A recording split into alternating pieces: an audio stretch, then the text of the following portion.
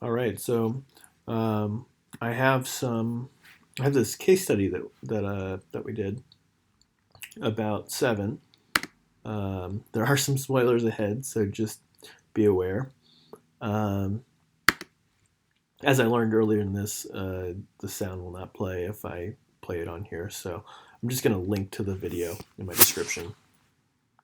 Um, so after you watch that video, then come back to here, and this is kind of the blocking diagram that I ended up making for that scene, and it I did omit a few shots, just ones that were like inserts, um, inserts of background actors, and I think there's one shot where it um starts on the bloody hands and tilts up to the officer who arrested him.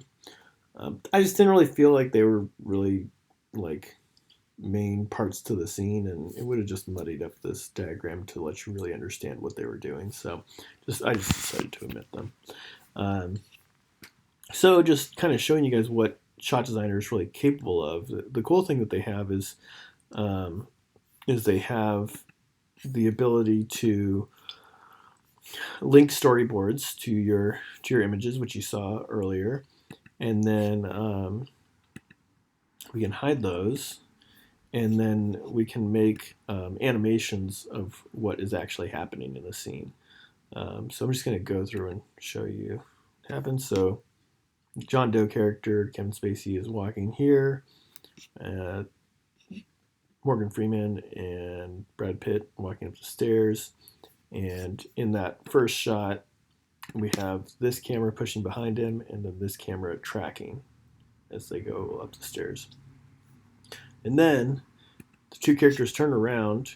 We push in on Kevin Spacey, and then we have this tight shot of the two characters as they turn into that. Um, they come running down the stairs. This camera pans with Morgan Freeman. We have this camera on Brad Pitt, and this camera hinges on Kevin Spacey, keeps him in an over the shoulder, keeps Brad Pitt in an over the shoulder, and and then we just ride this out for the rest of the scene.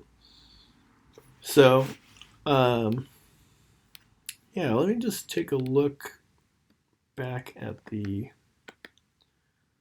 scene. Actually, I'll just go through and kind of break it down. Um,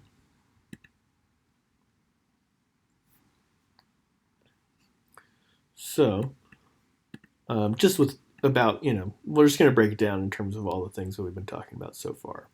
So we start in a low angle, following along with him, and I really like this detail of them putting a small amount of blood spattering on his back. Um, if there was nothing, um, if this blood spattering weren't there, you wouldn't really have any idea that there was anything wrong. Yeah, it's a little ominous, this low angle, not seeing his face or anything, but I think the blood splattering just helps to give you that little bit more of a clue.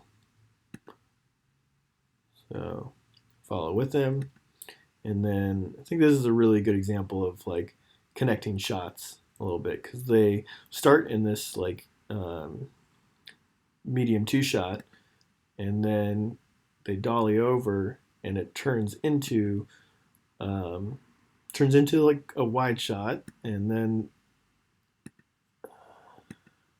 yeah, it turns into a wide shot where we see Kevin Spacey in the background. Um, and then they turn around,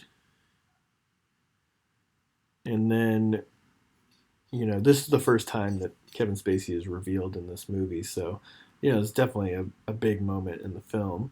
And so they, and of course he's like covered in blood. He has all these things on his fingers. Like, what is going on? But we start to push in on him, increasing the tension, and then as we turn around and look at the Brad Pitt character, they could have pushed in on him to continue to increase that tension, but instead they just had him leap towards camera, so that way it turns this shot into a very tight close-up. So, that's kind of another way that you can kind of do the same thing as a push in, but without actually having to move the camera. It's a little bit more organic. And so, I think that was a pretty good choice. I continue to push in, and, notice also the low angle here. I think that this scene is pretty interesting because it shows somebody in what you would think is a moment of weakness where they're like, they're surrendering themselves to the police. You would think that person would be powerless, but not only do they always show Kevin Spacey in this low angle, but then they also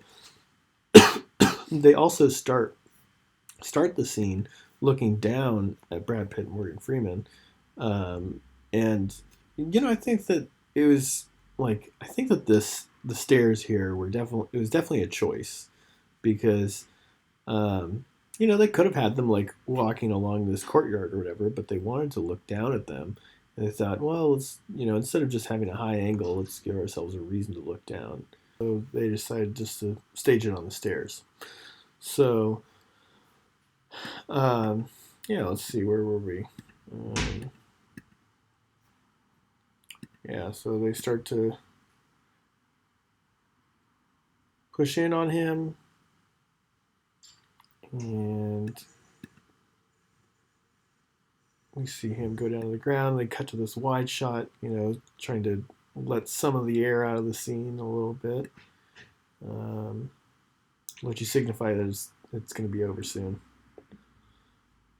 And that's pretty much the rest of the scene. So just kind of gives you an idea of how somebody would go about blocking a relatively straightforward scene like that. So let's see. So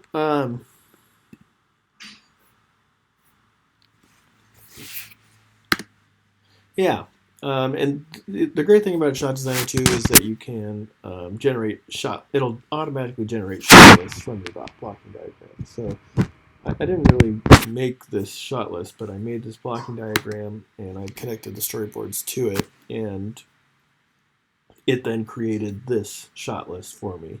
And so, I think that, having this blocking diagram along with this shot list can make everything extremely clear and really easy for your crew to understand what the work is for the day.